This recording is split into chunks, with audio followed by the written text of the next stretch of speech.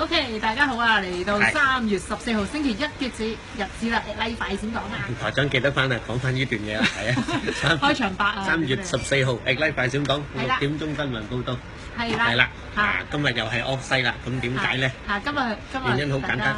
因為我樂而忘返，因為跟住呢個禮拜好緊湊嘅，咁啊我就用咗準備幾日嘅嘢啊嘛，咁啊所以咧就做下咧，突然間好肚餓，咁啊於是捉咗阿台長出嚟，咁就出咗嚟，冇錯啦，預食嘢嘅，係啦，講完，喂，介紹下先，我哋呢個靚唔靚啊？呢個哇，睇下幾犀利，我哋竊聽器啊呢個。